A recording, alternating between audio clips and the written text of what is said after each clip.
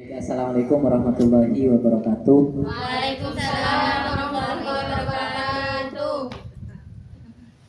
Sangat menarik pancing sastra pada kesempatan kali ini, sehingga teman-teman yang mendengarkan juga antusias, termasuk saya sendiri. Saya tertarik dengan penyampaian Mas Joko tadi, mengatakan bahwa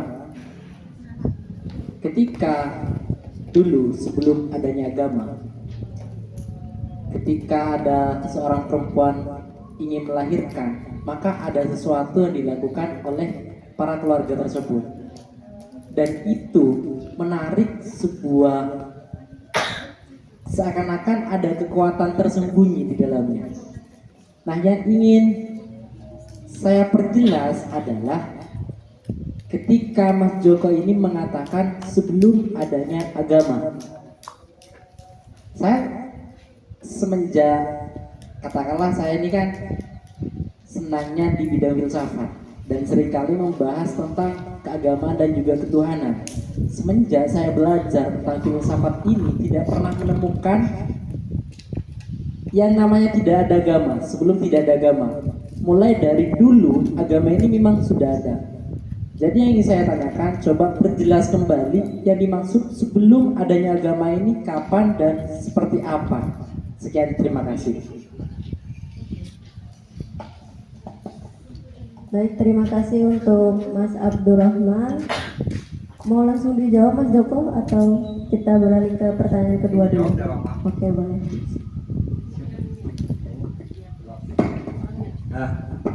Kapan dan seperti apa?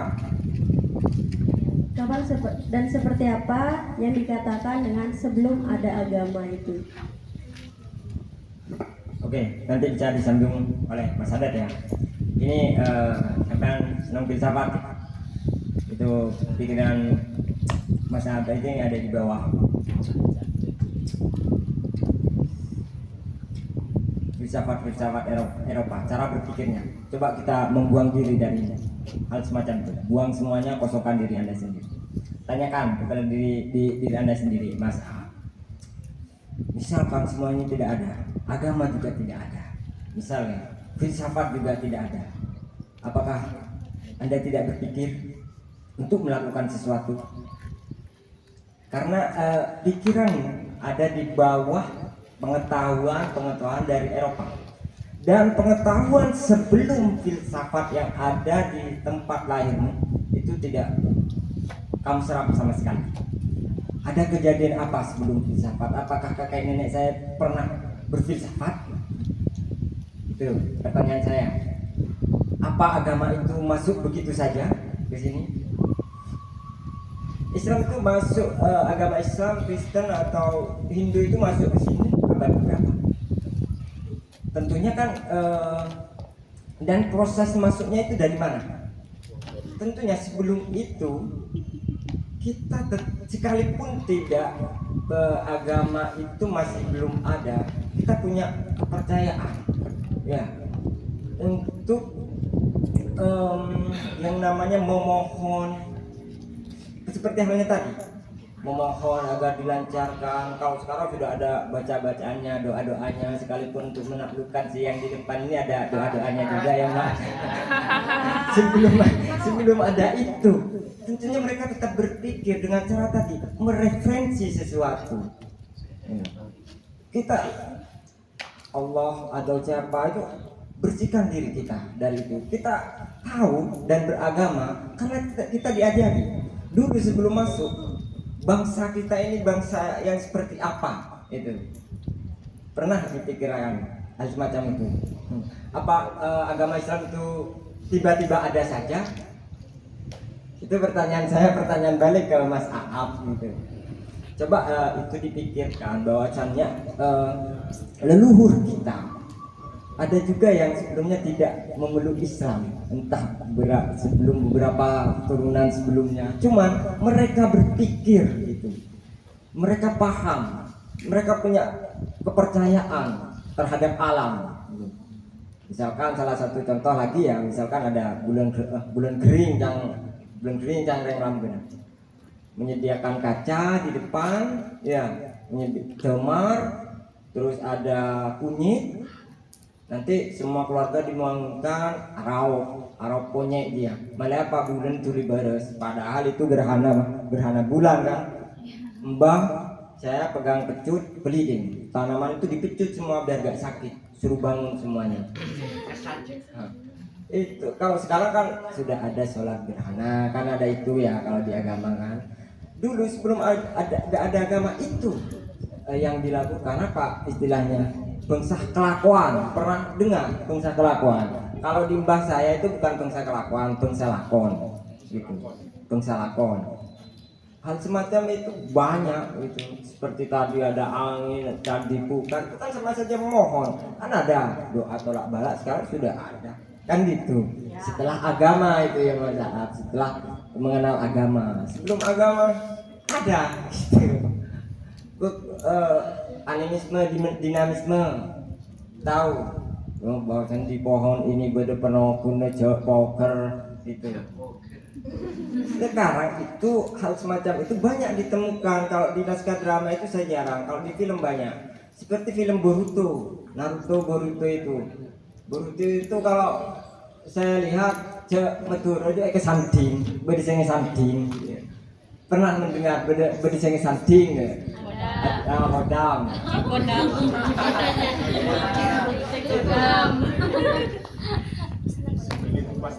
Sulit wantung. Mungkin Mas Adat bisa menjelaskan lebih jauh tentang pengsah kelakuan tadi. Tidak. Yang paham masa paham. Siap Mas Joko. Siap. Mau dilanjut hubungi dokter. Sudah ya Mas Aaf, sudah terjawab ya. Jadi kalau misalnya mau bertanya lebih lanjut, boleh menghubungi Mas Joko. Menghubungi dokter terdekat ya. Oke, selanjutnya penanya kedua tadi berhubung sedang meninggalkan tempat, boleh yang ingin bertanya satu orang ya. Silakan maju ke depan. Request dari pemateri katanya yang perempuan terlebih dahulu. Ladies first. Ya boleh silakan maju. Lagi Mbak. Mbak yang cantik. Yang cantik.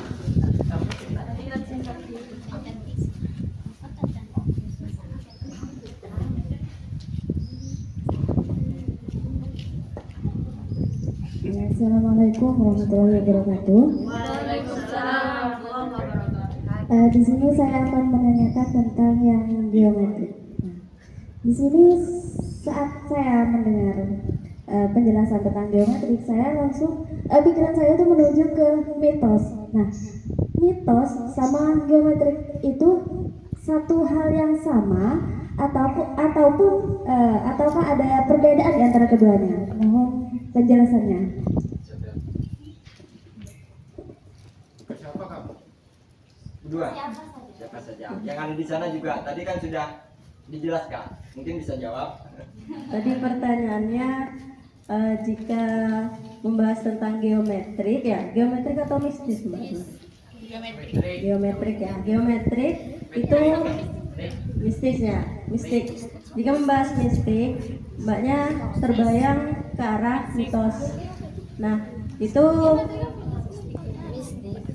itu gimana penjelasannya Mas? Maksudnya apa? Jadi mistik apa geometrik tadi? Mistik ya. Mistik itu tergambarkannya adalah mitos. Itu Mas Mbak, apakah itu adalah kedua hal yang sama atau bagaimana? Boleh siapa yang menjawab? Tiga hal yang berbeda. Tiga hal yang berbeda. Iya. Iya. Kan apa tadi yang terakhir? Mitos itu beda dengan mistik. Mitos itu sesuatu yang belum tentu benar tapi dipercaya, itu mitos, kan? Ya mungkin dihubungkan dengan hal mistis kan. Hal Dalam mistis. pikiran sampean gitu kan. Iya. Nah, mitos beda. Geometrik itu tolak ukur. Kalau dalam ilmu matematika itu bentuknya, panjang dan lebarnya itu. Jadi kalau kita tarik pada ilmu teater, tolak ukur apa yang harus diukur di dalam teater tersebut kan banyak kan. kesan, terus kedalaman kata, seperti yang saya katakan tadi, apakah masih relevan kata cakep ini itu masih 20 tahun yang akan datang. Sama seperti itu tolak ukur atau geometrik di dalam naskah drama. Dan juga apa tadi yang terakhir, mistik, geometrik sama mitos. Nah, mitos itu kan mitos ini seperti yang dikatakan Mas Joko ini, itu mitos kata orang sekarang karena belum tentu benar. Nah, kenapa dipahami sebagai mitos? Karena kita tidak tahu maksud dan tujuan dari apa yang dilakukan. Ketika contoh misalkan kalau selamatkan tase itu apa namanya? Rokat tase. Kan yang yang dibawa itu kepala sapi yang dilarung ke lautan atau yang dibuang ke lautan. Kata orang awam itu mitos gitu. Itu tidak boleh katanya, bertentangan dengan hukum agama gitu. Maka diganti oleh nasi tumpeng. Justru itu yang menyimpang dalam ilmu agama menurut saya, tumpeng itu. Kenapa? Apa namanya? Mau menyimpang dari agama? Sirik. Justru kalau tumpeng yang dilarung ke laut, justru itu yang sirik menurut saya. Yang benar kepala sapi yang dilarung ke tengah lautan. Kenapa demikian? Orang dulu berterima kasihnya karena pelaut itu berterima kasih melarung kepala sapi itu sebagai bentuk syukur, berterima kasih karena diberi keberkahan tangkapan ikan. Maka dia berterima kasih juga memberikan makan kepada ikan. Ikan makan tumpeng enggak makan daging ya. Ada yang herbivora, ada yang karnivora gitu. Kalau nasi yang di tanah tidak mungkin dimakan oleh ikan, maka mubazir nasi itu. Nah, ketika tidak tahu pengetahuan seperti ini, mereka mengatakan itu mitos, tidak benar, gitu kan? Nah, jadi sama seperti yang Engsel tadi, kenapa orang-orang zaman dulu itu melakukan hal yang seperti itu? Ketika ada keluarganya yang mau melahirkan, salah satunya ambil minyak, kasih minyak Engsel semua yang Engsel yang tipu di rumah kita. Sekarang dilakukan beri minyak, ya sudah. Itu syirik. Kenapa syirik? Karena tidak dilakukan dengan cara berdoa. Orang dulu melakukan itu sambil berdoa dalam hatinya, ya Allah pelancaran kelahiran anak ketentu Allah. Sama seperti dengan apa yang lancarnya Engsel ini ketika diberi pelumas atau minyak. Itu orang dulu seperti itu. Sekarang ojon lapela buang kalau buang itu syirik sudah. Allah mulai parwes sudah, tapi tidak berdoa itu syirik. Jadi kita bisa membedakan betul kan apa yang namanya mistik, terus syirik itu tadi apa? Mitos dan juga mistik. Paham ya? Oke, sudah paham? Apa perlu penjelasan lebih lanjut? Sedikit aja ya. Mungkin yang ada di pikiran sampai selama ini mitos itu berhubungan dengan hal-hal gaib, hal-hal yang berhubungan dengan yang seperti tadi misalkan masjid yang roboh itu ya, mungkin itu mitos ya. Jangankan seperti itu, anak saya misalkan jangan makan permen nanti sakit gigi, itu kan mitos juga. Itu kan tidak mistik kan, itu mitos. Jadi tidak melulu harus mistis gitu mitos itu mbak. Jangan seperti itu, kan itu sesuatu yang belum terjadi, cuma dipercayai. Jangan makan ini nanti sakit perut, itu ya. Kalau geometri bidang ilmu lain sebenarnya itu sudah disiplin ilmu lain yang tadi sudah dijelaskan tentang ilmu ukur, ilmu sebuah bidang. ketika dengan geometri mistik, maksud saya ke sini. Ini mau dibilang mitos bisa. Jadi tiga hal yang saya sebutkan itu keluar masuk gitu. Bisa dimasukkan ke sini, bisa digabungkan, ini bisa masuk ke geometri. Ya, bisa disebut juga mitos karena tidak mempercayai kan gitu. Terus kan saling berhubungan ketiganya, beda, cuman tetap saling berhubungan. Gitu. Udah puas? Oh, ya, udah. Lanjut, Mbak. Woi, lanjut.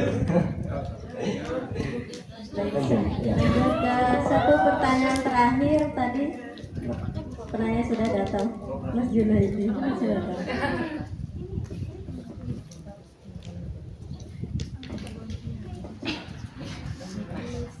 Assalamualaikum warahmatullahi wabarakatuh. Pertanyaan saya kali ini bersangkutan langsung dengan background yang ada pada hari ini. Nah, itu bukan saya. Gitu. Tadi sebelum banner ini dipasang, Pak Hilmi itu kan mengatakan intinya ini susun serapi mungkin dan indah untuk kita lihat.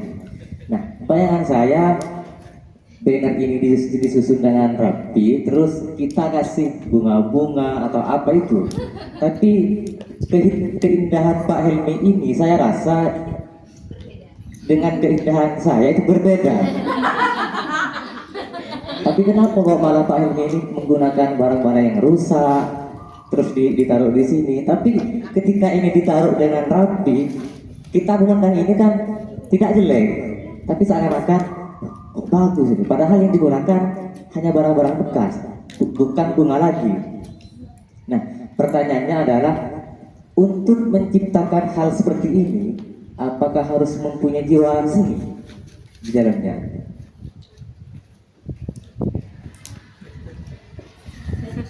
Baik, terima kasih Mas Junaidi pertanyaannya. Jadi di dalam menyusun properti tatanan barang-barang ini, kiranya kita perlu jiwa seni tersendiri nggak, Mas? Itu di pertanyaannya.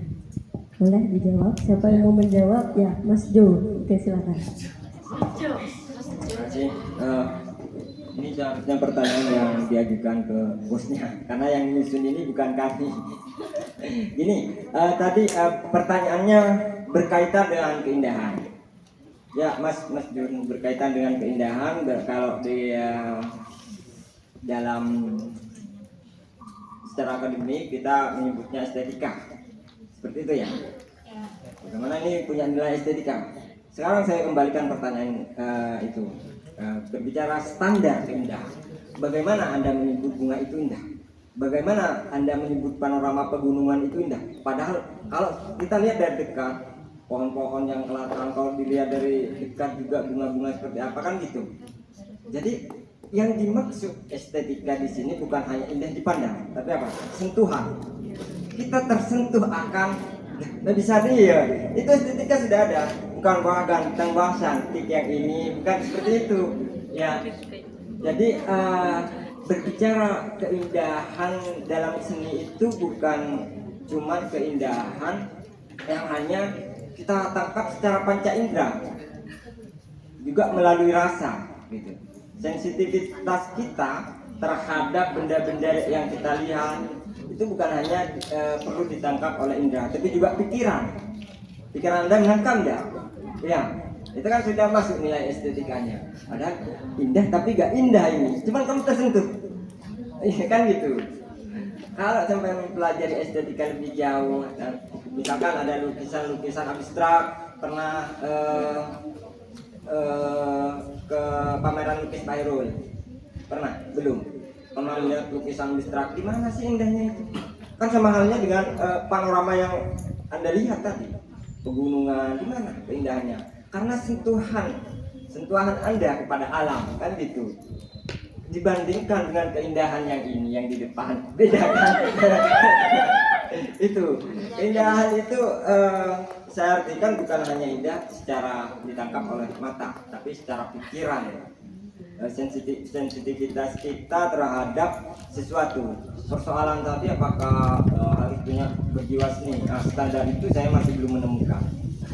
Standar jiwa seni untuk mengkreasikan hal-hal semacam ini. Jadi tunggu saja respon dari orang sekitar gitu. Hal-hal yang tidak berharga menjadi berharga. Pernah ada karya seni yang mahal itu cuma mencaplokkan kulit pisang apa barusan sisa, cuma seperti itu aja.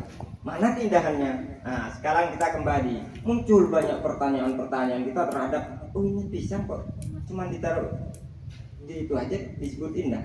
Kan ada semacam interaksi kita terhadap benda itu. Jika ada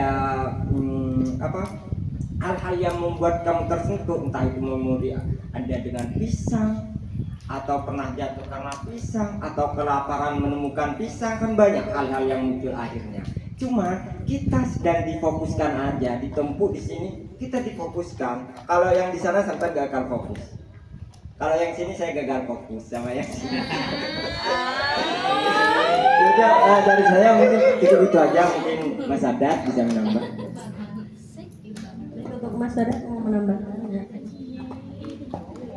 Jadi begini ya, terkadang kita ceroboh ketika membaca naskah dipahami sebagai alur cerita saja, yang kita pahami sebagai ini awal, ini peristiwa, kemudian ending, dan propertinya bagaimana. Nah, memahami apa yang dimaksud dengan pahimnya ini kan, seandainya ini acaranya kegiatan kedokteran, ini tidak masuk akal sekali itu ketika disetting seperti ini, karena di bidang kedokteran itu harus higienis, bersih dan lain sebagainya. Karena ini kita berdekatan dengan sesuatu yang sifatnya artistik gitu. Nah, di dalam pertunjukan drama atau di naskah yang berkaitan dengan naskah drama juga berkaitan dengan apa yang dilakukan Pak Hilmi ini, setting panggung. Nah, ini yang saya katakan ceroboh. Terkadang kalian hanya menaruh, misalkan di dalam ceritanya di dalam rumah. Di dalam rumah itu ada meja, kursi, dan yang lain sebagainya.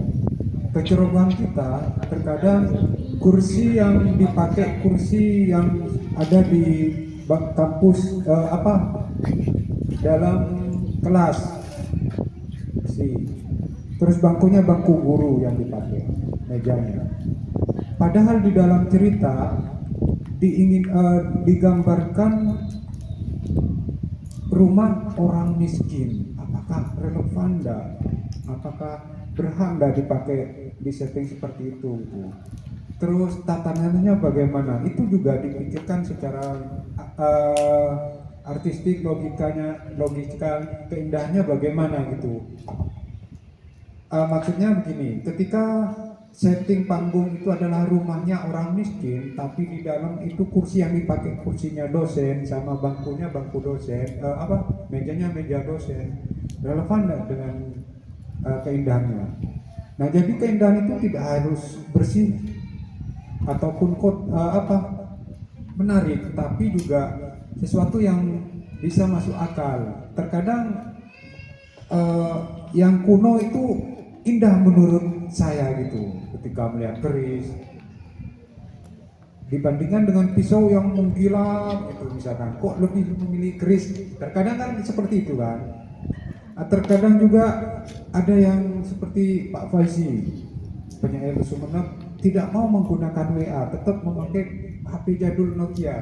Apa keindahannya, apa alasannya? Karena dia suka dengan apa yang ada di dalam HP-nya itu sendiri.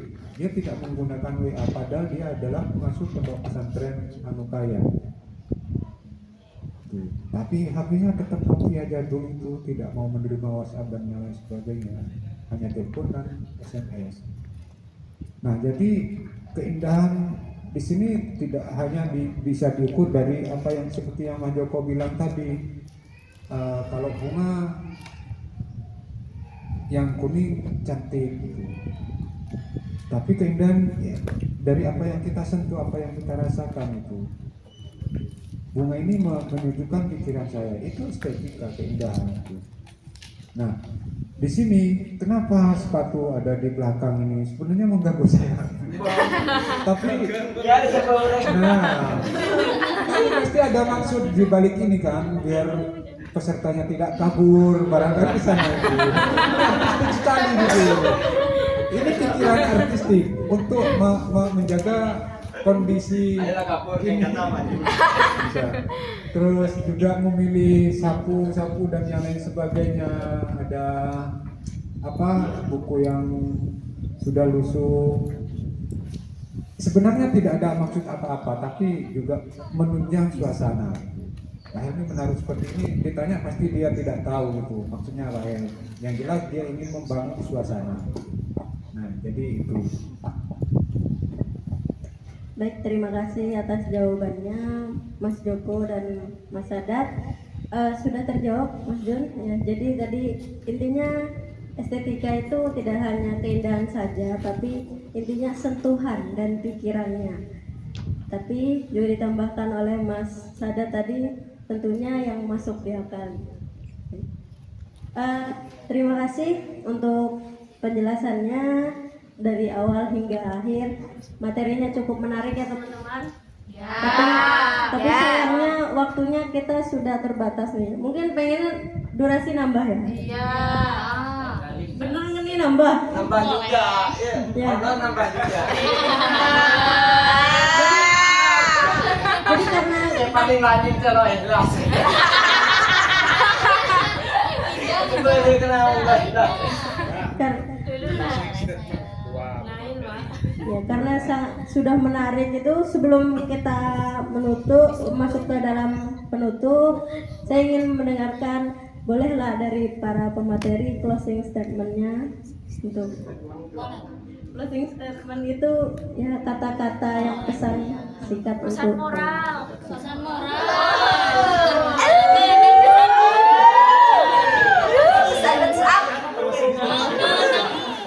ya, baik. Terlebih dahulu singkat saja Mas closing statement. Semangat. Semangat. Ya, Bang Joko. Mungkin sebelum closing statement saya simpulkan terlebih dahulu ya. Jadi yang bisa saya dapat dari penjelasan para pemancing kita, intinya tadi mistik itu jangan sampai salah kaprah ya teman-teman, bahwa mistik itu tidak hanya berkaitan dengan mistis saja atau supranatural itu, tetapi juga berkaitan dengan misteri, tanda tanya, dan energi lain yang ada dari diri kita gitu. Juga berkaitan dengan kepercayaan. Itu ya teman-teman yang perlu diingat. Dan poin pentingnya yang saya dapat adalah bagaimana kita membuat suatu naskah drama itu tidak hanya menjadi sebuah hiburan, tapi juga memiliki pesan dan kesan bagi para pembacanya. Gitu. Lalu tadi juga saya mendapatkan mengenai naskah drama.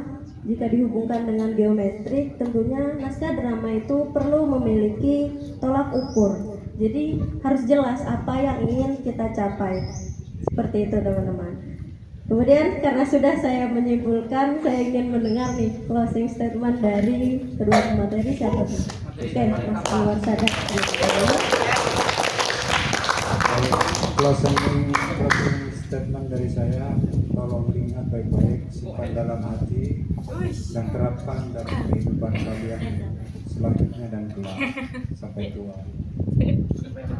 Closing statement saya, maju terus, pantang mundur.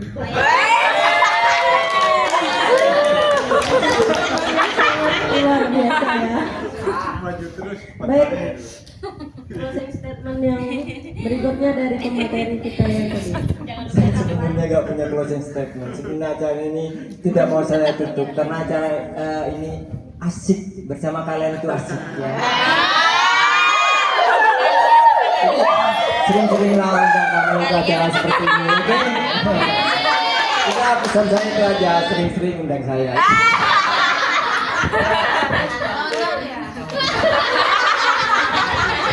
Yang bilang itu gak jelas.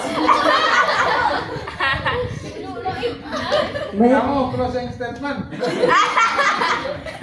ini statementnya mengambil dari tadi yang disampaikan Om materi. Pesannya itu tonton perkembangan teater agar merubah pola pikiran kita. Ini padahal menyanyi materi. Oke, terakhir saya ucapkan terima kasih yang sebanyak-banyaknya untuk para pemancing kita, Mas Anwar Sadat MPD dan Mas Joko Sucipto yang sudah menyampaikan materi yang sangat luar biasa. Kemudian saya ucapkan terima kasih pula untuk para tamu yang hadir, Mas Putra Mulia Nurjaya. Terima kasih, dan juga Bapak Rozeki juga berkenan hadir pada hari ini, serta Pak M. Helmi yang sudah membantu untuk menyelenggarakan tempat kerja ini. Dan yang terakhir, terima kasih pula kepada teman-teman semua yang berkenan hadir dan mengikuti acara sampai akhir.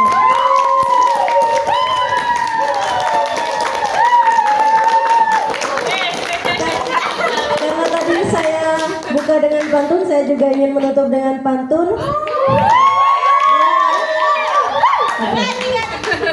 Jawabnya ya Allah. Ya Allah ya. Oke. Dengan uang 100 kita bisa beli sendiri. Saya Arba Alfitriatus mohon pamit undur diri.